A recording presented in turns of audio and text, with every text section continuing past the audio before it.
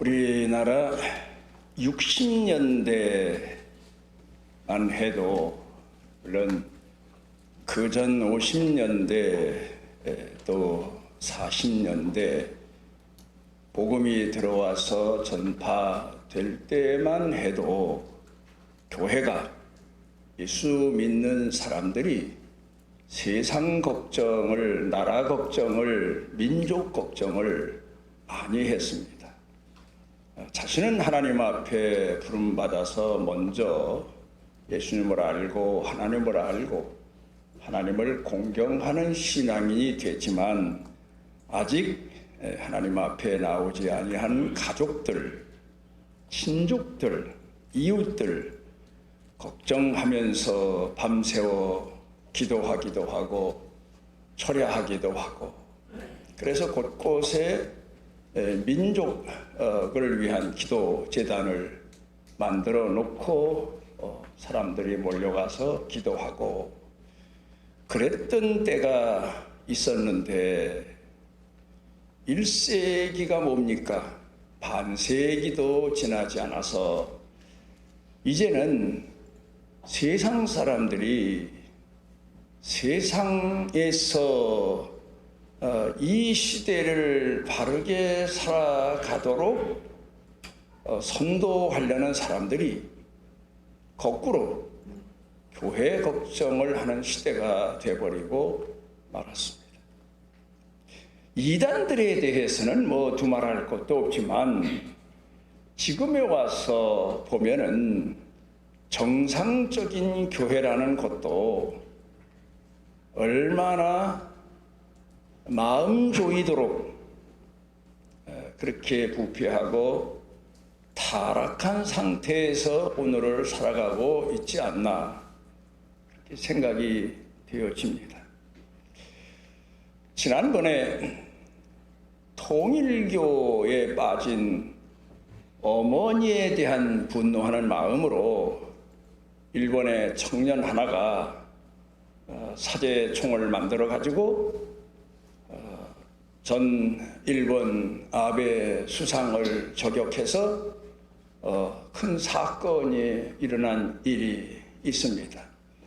뭐 통일교와의 연관 뭐 그런 뉴스가 나와서 이게 도대체 뭔가 하고 알아봤더니 사실은 아베 전 수상은 통일교에 빠진 사람이 아닙니다.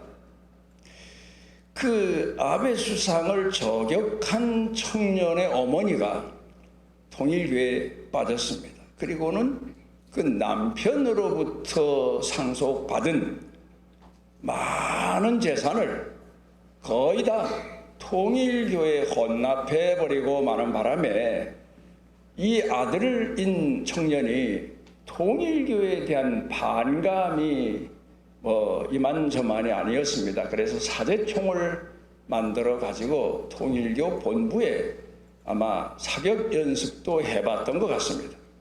그런데 왜 하필이면 전 아베 수상을 선거 운동하는 곳에 가서 저격하게 됐나? 정치하는 사람들이 다 그렇지 않습니까? 우리나라도 전에 제가 이 여의도 국회의사당에 가서 몇 번 무슨 집회 모임 이런 데 설교할 때 참석도 하고 격려도 해주는 바람에 참 대단히 존경을 한 장로님 국회의원 한 분이 계셨는데 그분이 저 강화도 쪽으로 다시 이제 출마를 했습니다. 그래서 화환도 보내고 그랬는데 신천지에 대한 보도가 나오는데 보니까 거기 가서 축사했더라고요. 그래서 이 정치하는 사람들은 혈하면 사죽을 못 쓰는구나. 물론 거기에 자기의 생사가 걸렸으니까 그럴지 몰라도. 그리고 이 아베 수상이 통일교에서 물론 정치하는 사람들에게 로비도 했겠죠. 그래서 그랬는지 몰라도 통일교에 대한 반감을 가지고 있는데 그 집회 장소에다가 전 아베 수상이 축전 동영상을 보낸 겁니다. 한학자 이 어머니 교주님께 뭐 영광을 돌리고 이런 거를 보고는 아베 수상을 저격해서 그만 목숨을 잃게 된 겁니다. 왜 통일교인들이 이단은 다 그렇죠. 뭐 이거 근간에 보면 이단만 그런 게 아니에요. 제가 통틀어 보면 광화문, 여의도, 뭐 인천 무슨 뭐 말할 것도 없이 참 안타까운 마음 이럴 데가 없습니다. 여러분도 물론 그런 마음 가지고 기도하시겠지만, 근데 통일교에서는 이 여러분들이 춘천 가는 고속도로를 가다 보면 가평 휴게소 전에 그 통일교에서 말하는 성지 순례를 가는 무슨 미국의 백악관을 옮겨다 놓은 것처럼 아마 그보다 더 웅장하고 아마 더 거대하게 건축하지 않았나, 그런 건물을 볼 수가 있는데 그 돈이 다 어디서 나왔나? 이 통일교에서 하는 걸 보면은 참 이 이단들 머리는 비상해요. 비상하다 할 정도의, 신천지도 그렇지만 그 중세 시대에 이 로마 캐톨릭에서 여러분 뭐 그 역사적으로 잘 알려진 얘기지 않습니까? 베드로 성당을 건축하는데 건축비를 모으기 위해서 조상들을 위해서 속전을 바쳐라. 그래서 금화 하나씩을 가져다 헌금통에 넣으면 그 금화가 헌금통, 그 박스로 되어 있는 헌금통에 땅 떨어지는 순간 지옥에 가 있던 조상이 천국으로 쏙 올라온다, 이렇게 사람들을 미혹했지요. 뭐 그런데 이 통일교에서 사용한 게 바로 그 방법이더라고요. 사람은 예수를 믿다 보면 그런 궁금증을 갖지 않습니까? 나는 예수를 믿어서 구원을 받는데 우리 아버지 어머니는 예수님을 영접하지 아니하시고 가셨으니 어쩌면 좋을까? 그런데 이 통일교에서는 조상을 위해서, 부모를 위해서 속전을 바치면 구원을 받는다. 지옥에 있는 영혼이 천국으로 간다.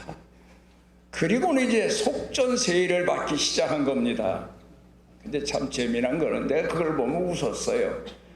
일본 사람들은 아버지, 어머니, 지금 젊은 세대라면 아버지, 어머니 정도면 전쟁을 모르는 시대 사람들일지 모르지만 최소한 할아버지, 증조 할아버지는 2차 대전을 일으킨 전범들 아닙니까?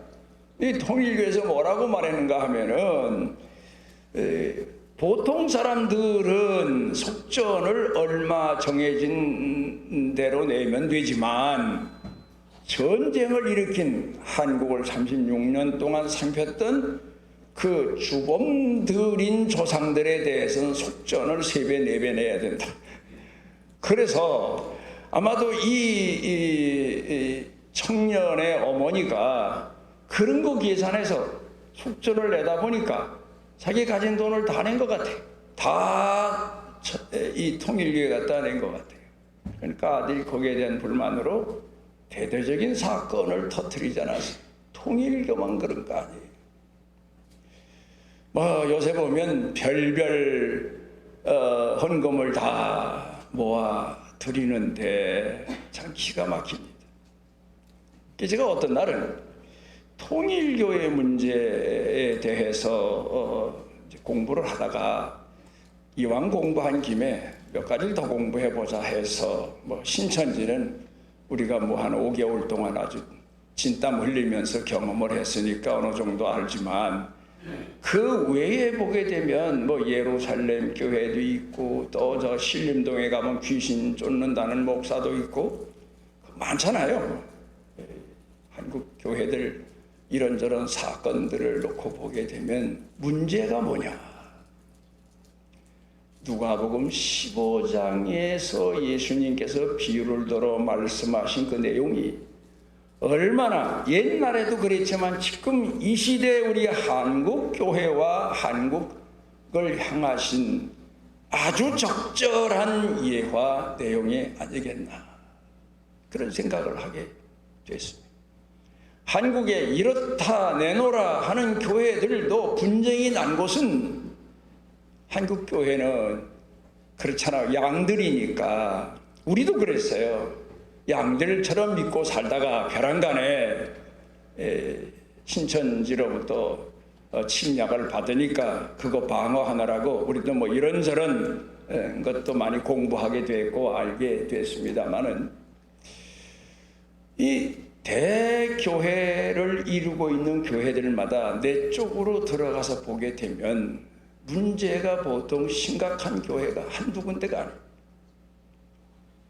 이 후임자 문제로부터 시작해서 그 다음에는 뭐 돈 문제, 어떤 교회는 정상적인 교회고 많은 한국 교회들로부터 존경을 받는 그런 목회자였음에도 그가 교회를 섬기면서 자기 개인적으로 개설한 통장이 20, 30개나 돼요.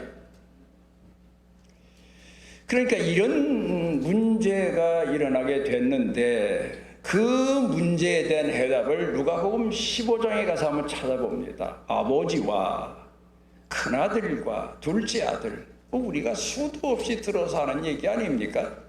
그런데 아버지는 어떤 아버지인가? 이 탕자가 굶어 죽게 됐을 때에 고백한 내용이, 우리 아버지 집에는 품꾼들도 얼마나 풍족하게 먹고 지내나,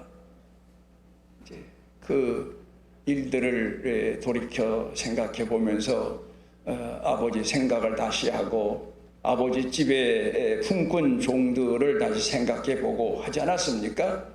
이 아버지는 어떤 아버지인가? 세상을 다 품고 사는 아버지. 죄인들도 또 외인들도, 그리고 옛날 예수님 당시의 시대에는 하인이나 종하면 하나의 주인의 소유물일 뿐이지 인간 취급을 받지 못했던 때 아닙니까? 그럼에도 불구하고 그들에게 풍족한 양식을 때마다 주었다. 옛날 종들 두고 하인들 두었던 그런 대갓집들, 우리 역사를 돌아가서 봐도 종들 하인들을 그렇게 잘 먹이고 잘 입힌 그런 집이 어쩌다 하나 있을까? 나머지는 거의 학대하고 유린하고 탈취하고 뭐 그런 정도, 착취하고 그런 정도로 종노예처럼 하인들을 부리고 뭐 그랬습니다. 그런데 이 큰 아들이 왜 아버지 집에 있었을까? 그겁니다. 아버지를 진정으로 사랑하고 존경하고 섬겨야 된다는 뜨거운 열정의 마음에서 아버지를 섬긴 게 아니에요. 동생은 세상을 사랑해서 자기 자신이 가지고 있는 정욕의 꿈을 실천할 수 있는 곳은 세상이다. 아버지는 그를 막는다 해서 아버지 집을 뛰쳐나갔지만 큰형은 아버지 집에 머물러 있습니다. 왜 아버지 집에 머물러 있었을까? 아버지를 존경해서 사랑해서 섬기기 위해서. 명분은 그렇죠, 명분은. 그런데 사실은 그 첫 아들이 아버지로부터 상속받을 재산이 있기 때문에, 그것 때문에 아버지 섬긴 거예요. 뭐 이 근간에도 그런 얘기 있잖아요. 하여튼 그리고 아버지 어머니를 어쩌다 돈을 조금 쓰면 왜 내 돈 쓰느냐고, 뭐 그러면 대드는 자식도 있었다고 뭐 그런 얘기를 듣는데, 아버지 집에 있으면 자신에게 재산이 상속되는 것뿐만 아니라 명예와 명분이 주어진다는 것, 효자다. 아버지 섬기고 있다. 동생은 뛰쳐나갔는데 명예와 명분이 있는 거예요. 한국 교회를 놓고 보면 교회가 싫어서, 세상을 너무 사랑해서, 내 마음대로 살고 싶어서 예수 믿다가 얼마 믿다가 어려서는 교회 다니다가 세상으로 뛰쳐나간 탕자들 많아요. 다시 그 사람들이 나이 들고 다 세상에 속은 것을 알고 자기 자신의 꿈이 허황됐다는 사실을 알면 예수님 당시에 죄인들이 돌아온 것처럼 회개하고 돌아오겠죠. 근데 그게 차라리 하나님 보시기에는 회개하기에 빠르단 말입니다. 더 하나님 나라 가기가 빠르다고 예수님 말씀하셨죠. 그런데 정작 아버지 집에서 평생을 살면서 아버지를 섬기고 명예와 명분을 다 독차지하고 살던 처자들은 자기 죄가 뭔지를 몰라요. 자기가 얼마나 아버지 마음을 상하게 했는지 몰라요. 동생이 돌아왔다고 해서 동생을 위해서 잔치를 베푸니까 아버지한테 따지고 덤비지 않습니까? 그 아까운 돈을 왜 허랑방탕한 동생을 왜 씁니까? 돈 때문에. 자, 한국 교회 목회자들이 저도 요새 많이 회개합니다. 자기 생활이 보장되고 예수님 당시의 제사장들처럼 자기 명분이 보장되고 명예가 주어지니까 하나님 사랑하는 마음이 그렇게 없어도 교회에서 평생토록 하나님 공경하는 것처럼 사는 시대가 바로 우리 시대다. 그러니까 저렇게 타락하고 저렇게 방종하고 저렇게 문제가 많고 그런 걸 생각해 보면서 참 사랑이 식어내린 시대를 우리가 살고 있구나. 탕자. 오히려 사랑 회복이 탕자가 빨라요. 세상에 나가서 흥청망청 마음대로 살다가 인생 망친 사람이 하나님 앞에 회개하고 눈물 흘리고 자기 죄를 깨닫고 돌아오는 게 교회 안에서 평생 목사로 장로로 권사로 집사로 나는 그래도 예수를 믿으면서 내 신앙을 지켰다 하는 사람보다 그 사람들이 더 가슴 아파하며 하나님 앞에 죄인인 걸 깨닫는 시간이 빨라요. 교회에서 충성하고 헌신하고 내 신앙을 지켰고 그런 명예와 명분을 지켜왔다는 사람들은 자기가 얼마나 하나님 앞에 죄인이라는 사실을 그렇게 깊이 가슴 아파 가슴이 메어지도록 느끼지도 못하고 깨닫지도 못하고 그냥 살다가 하나님 앞에 가서 나도 모른다. 그런 일이 일어나지 않을까. 한국교회 문제를 보면서 그런 생각을 하며 내 죄가 얼마나 큰가 하는 것을 하나님 앞에 통회하고 자박하는 마음으로 며칠 동안을 가슴이 먹먹한 가운데 이건 내가 목사로 평생 살았는데 앞으로 나 죽어서 천국 가면 너 누구냐? 그러실까 봐. 그러실 것 같아서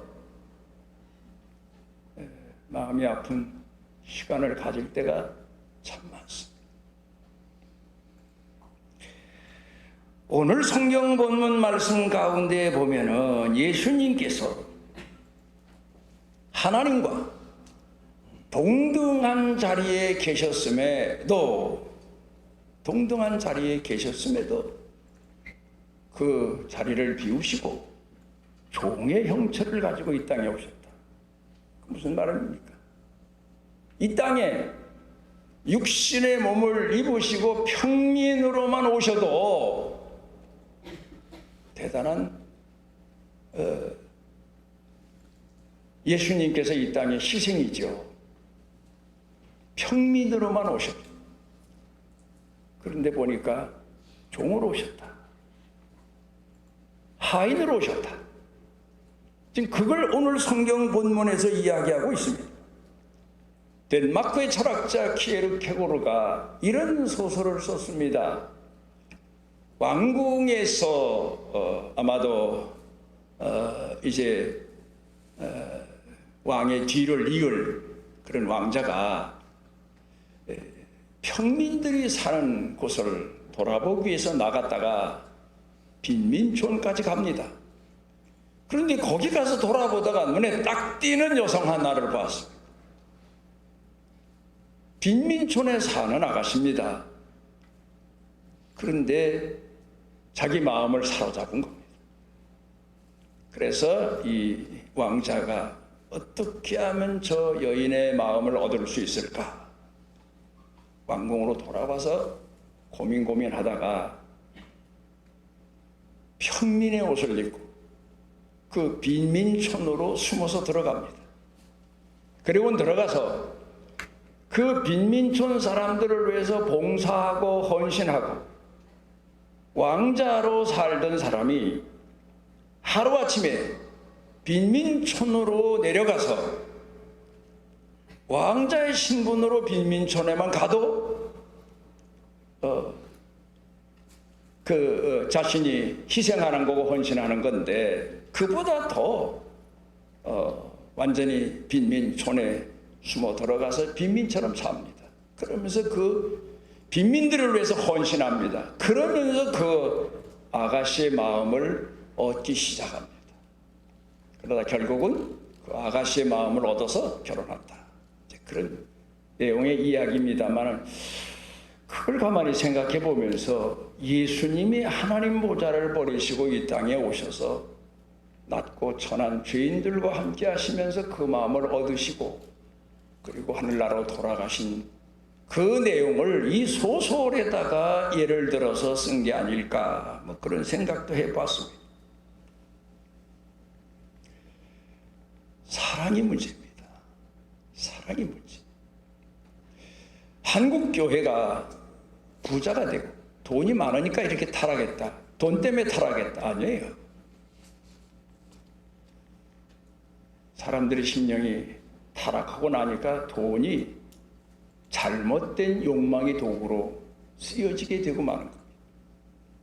타락한 사람에게는 돈이 결국은 신이 되는 거고 그 자기 자신의 욕망을 채우고 그리고 돈의 노예가 되고 하나님을 저버리고 그래서 살았기 때문에 오늘 한국 교회가 사회로부터 비난받거니와 교인들로부터도 교회에 나와서 충성하는 사람들로부터도 교회에 대한 갈등을 계속하게 만들어주는 경우가 참 많습니다.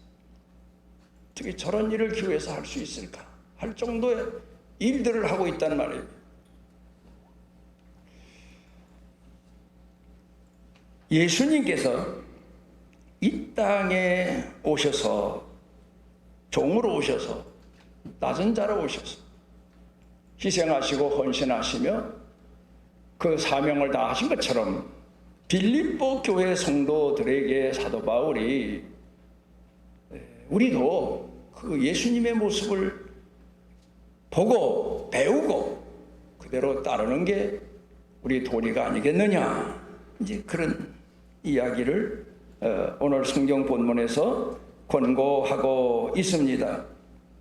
뭐 여러분 잘 아시는 대로 일본의 미우라 아야코 같은 사람 얘기도 있고 우치무라 간조 목사 같은 분의 이야기도 있습니다만은 이분은 도쿄 시장의 작은 부인에게서 낳은 아들인데 그 부인이 자기 어머니가 아들을 큰 집에다 버리고 가는 바람에 큰 집에 와서 이제 구박당하다가 밖에 나가서 쭈그리고 앉았다가 구세군 전도대원들을 만나서 예수를 믿게 됐는데 그가 쓰는 글마다 나는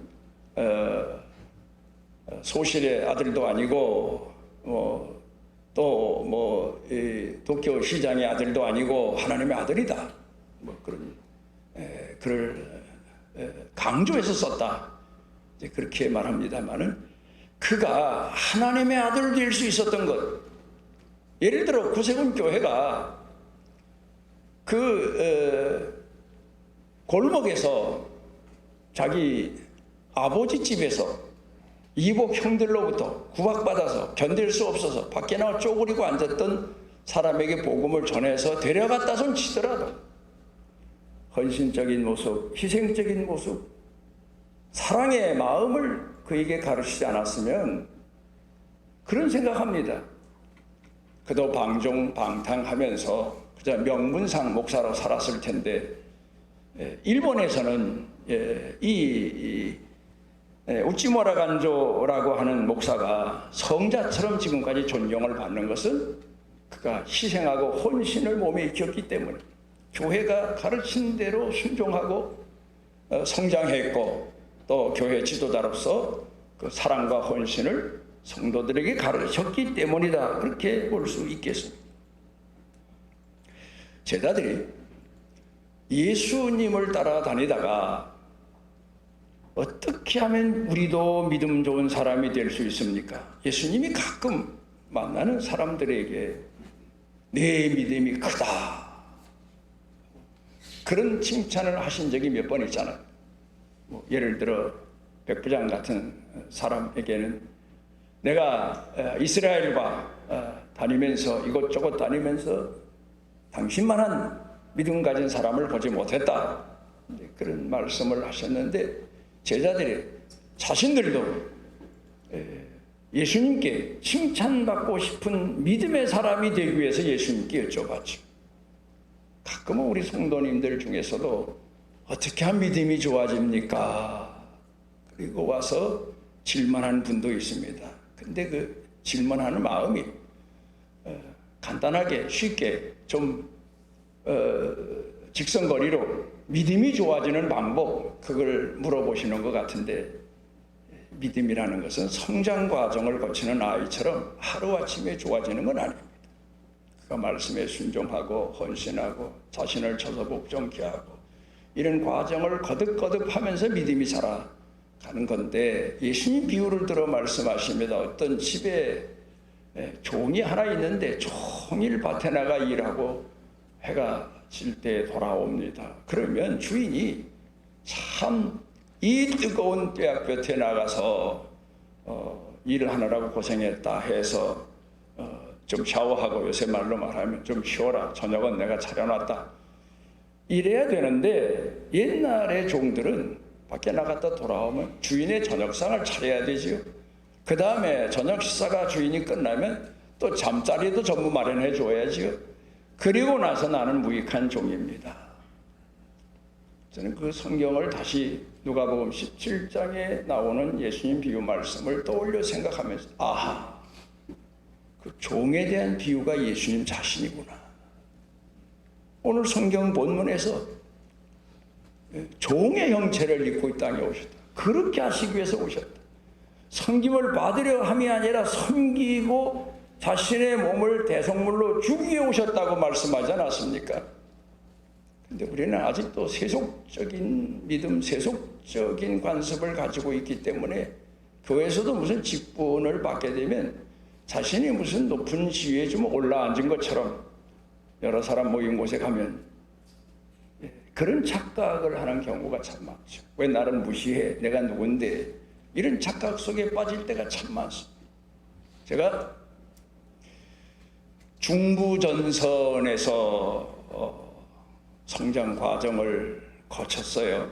6.25 전쟁 이후에 중부전선 하면은 뭐 대략 저 양평 지역, 거기가 이제 치열했던 남북한 전쟁의 전쟁터였습니다. 그런데 거기 올라가 보면 거기가 얼마나 치열했는가를 알 수 있는 것은 산에 올라가면 8분 능선쯤 됩니다.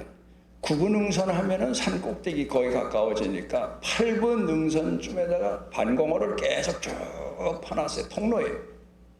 왜 파놨을까?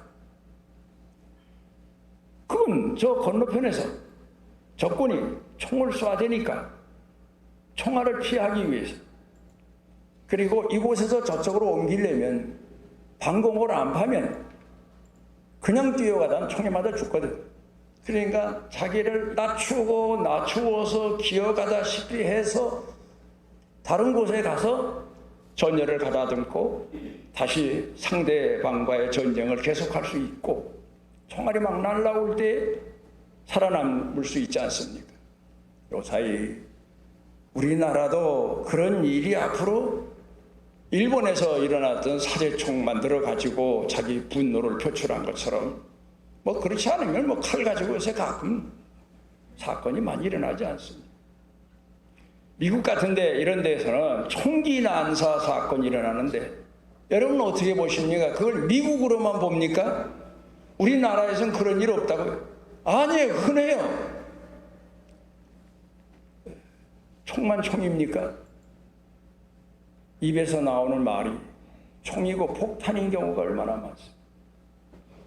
총기 난사해서 애도 쏴버리고 어른도 쏴버리고 남녀 관계없이 다 쏴버리는 것처럼 집안에부터, 우선 우리 가정 집에부터 이런 말로 상대방에게 총을 쏴대는 것처럼 악담을 하고 호통을 치고, 그래서 상대방 가슴 깊이에다 총알을 박아놓고, 이런 총기 난사하는 사람들 참 많아요. 건간에 보면 인간성이 아직도 훈련되지 못한 사람들 막 쏴대요. 막 쏴대. 대포도 쏘고 총도 쏘고, 그거 맞으면 죽어요. 맞으면 상처가 보통 큰 게 아니에요. 몇 달, 몇 년 가요. 평생 가요. 여러분도 아마 그런 총 많이 맞아봤을 거예요. 사람 입에서 튀어나온 무기 중에 무기가 악담, 저주, 그런 게 우리 가정에서, 심지어 교회에서도 그러는데, 살아남기 위해서 살아남는 방법이 뭡니까? 제가 늘 강조하는 것처럼 낮추는 거예요. 나를 낮추고 낮추고 낮추고. 그런데 전쟁이라고 하는 것은 목적이 뭡니까? 승리예요. 그러면 우리 예수를 믿는 사람들이 이 영적인 전쟁에서 승리하기 위해서, 저 광화문에 있는 어떤 분처럼 아무나 보고 뭐 이 자식 저 자식 하면 욕을 하면서 대항하고 악을 쓰고 덤비고 사람들을 모아가지고 덤벼들고 그래서 이겨야 이기는 겁니까? 근데 우린 그렇게 싸우라고 성경에 말씀하고 있질 않아요. 이긴 이겨야 되는데 늘 상대방이 예수 믿는 우리를 무시하고 멸시하고 욕하고 악담하고 저주하고 그런 일만 계속 당하면서 살다가 죽는 게 예수 믿는 사람이냐?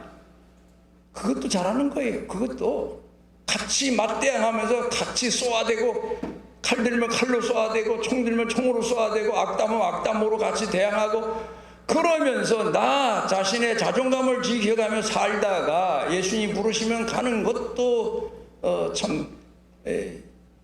뭐 지금 같은 시대에 어찌 보면 그래도 그나마 신앙을 지켰다. 그런데 성경을 보게 되면 아니에요. 우리는 우리의 무기가 뭐가 있습니까? 손으로 악을 이기는 거예요.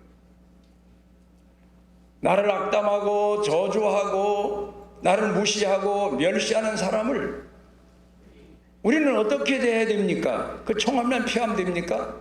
그 말만 피하고 그 현장만 피하면 되는 겁니까? 지혜로운 겁니까? 물론 그것도 지혜로운 거예요. 같이 막대항해서 싸우지 않는 것.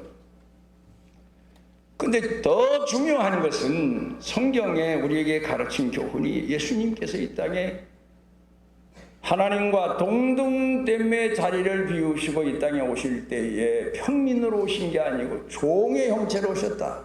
섬기러 오셨다. 사랑으로, 용서로, 포용으로, 이해로 상대방을 우리가 선으로 악을 대항해야 돼. 그래서 이기는 게 우리에게 주어진 과제입니다. 선으로 악을 이기는 게 우리에게 주어진 과제. 그러니까 요새 우크라이나하고 러시아하고 전쟁 보면 무기 전쟁이다 뭐 그렇게 말하잖아요. 뭐 무기를 여기저기서 사들이고 후원하고 그러다 보니까 이게 하루아침에 무너질 줄 알았던 우크라이나가 이제는 러시아 반격을 해서 러시아가 후퇴를 하고 있네. 무기 개발. 여러분은 어떤 무기를 개발합니까? 이 시대를 살면서 그런 지혜는 배워야 될 거 아닙니까? 인내하는 무기를, 사랑하는 무기를, 용서하는 무기를 개발해야 될 거 아니에요. 포용하는 무기를 개발해야 될 거 아니에요. 그러다 죽으면 순교하는 거고 하나님께서 그런 영혼을 기뻐 받으시는 거죠. 영적인 전쟁에서 싸우다 승리해서 같이 악을 쓰고 악담하고 북치고 장구치고 사람 막아주고 때려 몰려가서 그건 우리 기독교인에게 가르친 성경적인 교훈이 아니에요. 깊이 생각해 보십시오. 낮아지고 양보하고 희생하고 무능하다고 그래. 그런 목사들은, 그런 교회들은, 그런 성도들은 아니에요. 그 사람이야말로 하나님께서 주신 능력을 소유하고 자기 자신을 쳐서 복종케 하는 사람. 아브라함 집안에 보면 재미난 내용이 나옵니다. 사라가 잉태를 못하니까 아이를 낳을 수 없잖아요. 그러니까 할 수 없이 사라가 미안하기도 하고 또 남편의 대를 잇기도 해야 되니까 뭐 양자도 할 수 있지만, 그런데 하갈 내 몸종을 아내로 취해서 그래도 당신의 혈통을 이어가야 될 게 아닙니까 해서 하갈을 이제 아내로 주어서 잉태하게 됩니다. 그랬더니 사라의 몸종이 아브라함 집안의 하인이에요. 얼마나 교만하면 자기 여주인을 무시하기 시작합니다. 그러니까 사라가 참지를 못해서 결국 하갈을 학대해서 학대에 견디다 못해서 집을 뛰쳐나가 여기저기 방하고 다니다 하나님이 불쌍히 여기셔서 다시 돌아가라. 거기 가서 승복해라. 다시 아브라함 집에 와서 사라에게도 승복하고 아브라함에게 승복하고 아들을 낳았는데 이 아들 녀석 또 어머니를 닮아가지고 또 내놓으라고 활개칩니다. 아마도 사도 바울이 아브라함 가정의 사라와 하갈에 관해서 성경을 읽다가 기도하다 깨달은 게 사람에게는 하나님이 약속하신 사라가 있고 하나님의 약속의 반열에 서 있는 사라가 있고 영혼이고, 또 하갈처럼 육체에 쳐서 복종케 해야 될, 다스려야 될 하갈은 아브라함 집에서 순종하고 희생하고 그리고 주인이 늘 쳐서 복종케 해야 되는 그런 존재 아닙니까? 우리 자신의 몸에도 보면은요, 사도 바울이 그걸 얘기합니다. 나는 늘 쳐서 복종케 한다. 나 자신을 쳐서 복종케 한다. 우리 속에는 타락한 인간성이 있어서 늘 교만합니다. 늘 위에 있고 싶어 합니다. 늘 대접받고 싶어 합니다. 자랑하고 싶어 합니다. 내가 제일이고 싶어 합니다. 그런 그 욕망을 믿음의 사람이, 우리 영적인 사람이 늘 쳐서 복종케 하고 다스려야 되고 심지어는 학대하고, 사라가 하갈을 학대한 것처럼 학대를 해야 집안의 질서가 잡히는 것처럼 우리 신앙의 질서가 잡혀요. 그래요. 그렇지 않으면 우리 신앙에 혼란이 오게 되고 결국은 영의 사람이 육의 사람에게 정복당하고 오히려 타락의 길로 휘청거리고 다니고 그런 신앙생활을 할 수밖에 없게 된다는 사실입니다. 그래서 예수님께서 이 땅에 오셔서 종의 형체로 오셨다. 그러니까 빌립보 교회 성도들 보고 당신들도 교회가 부흥하고 성장할지라도 더 자신을 낮추고 더 이웃을 섬기고 더 믿지 않은 사람들도 섬기고, 예수님이 죄인을 섬기시고 이방인을 섬기시고 아무 관계없는 사람들을 불쌍히 여기시고 어루만져 주신 것처럼 그렇게 신앙생활을 하는 게 예수님 뒤를 따르는 사랑의 성도다. 여기 보면 예수님의 마음, 그 내용을 성경 본문에 담고 있는데 그게 바로 사랑의 마음입니다. 여러분 자신과의 전쟁에서 오늘 어떤 수준을 살고 계십니까? 한국 교회의 타락을 보면서, 휘청거림을 보면서 강 건너 불 보며 이야기거리를 만들어내는 것처럼 그렇게 볼 게 아닙니다. 지금 바로 우리 자신 속에서 일어나고 있는 현상들입니다. 큰아들이 자기 명예와 명분, 보장되어 있는, 약속되어 있는 상속 재산 때문에 아버지 집에 머문 것처럼 오늘 한국교회 성도들 중에 진정한 아버지 사랑을 잊어버리고 체면 때문에 지금까지 살아왔으니까 명분 때문에 머물러 있는 목회자도 많고 성도도 많고, 그러니까 한국교회가 지금 이런 비난의 대상이 되고 혼란을 거듭하게 되고, 이단들이 와서 교인들을 수도 없이 도둑질해 가도 그걸 어떻게 막을 방법이 없는 거예요. 사랑의 능력 외에는 이단에 빠지는 것, 교리 가지고 도둑질해 간다고 하지만 진정으로 교회를 사랑하고 하나님을 사랑하는 마음을 가진 사람이면 이단에 빠질 리가 없죠. 영분별을 사랑으로 할 수 있는 거 아닙니까? 내가 진정으로 사랑하면, 교회를 사랑하면, 내가 몸담고 하나님을 사랑하는 섬기는 이 교회를 사랑하면 누가 와서 무슨 얘기를 한들 그게 내 귀에 들려지겠습니까? 내 마음을 흔들 수 있겠습니까? 우리 교회가 46주년 기념 주일을 지난 주간에 지냈습니다. 이제는 우리 교회가 하나님 앞에 더 해가 갈수록 낮아진 자로, 섬기는 자로, 충성하는 자로, 그리고 모자란 사랑을 가슴에 가득 채우기 위해서 기도하는 자로 이 해를 살아서 하나님 앞에 이 시대에 의인 10명이 없어서 소돔 고모라가 망했다는 이야기처럼, 그래도 의인 중에 의인은 없겠지요. 그런데 그래도 자기 죄를 알고 낮아진 자리에서 통회하고 자복하며 하나님의 긍휼하신 은혜를 구하며 충성하고 헌신하며, 가정에서도 그렇고 교회에서도 그렇고 여러분 자신을 쳐서 복종케 하고 낮아지면서 성매의 도리를 다하는 우리 성도님들 되시기를 바랍니다. 우리를 지극히 사랑하셔서 이 시대에 몸담고 살며 우리 자신을 돌아보게 하셨고, 우리 자신의 부패와 타락을 가슴 아파하고 하나님 앞에서 통회하고 자복할 수 있는 시간과 기회를 주신 아버지께 감사를 드립니다. 기도하옵는 것은 우리 모두가 더 나 자신을 쳐서 복종케 하고 하나님 앞에서 맡겨진 섬김의 도리, 포용, 헌신, 용서, 이 하나님이 주신 고귀한 말씀의 무기들을 우리 생활의 양식으로 삼고 살아가도록 은혜를 더하시옵소서.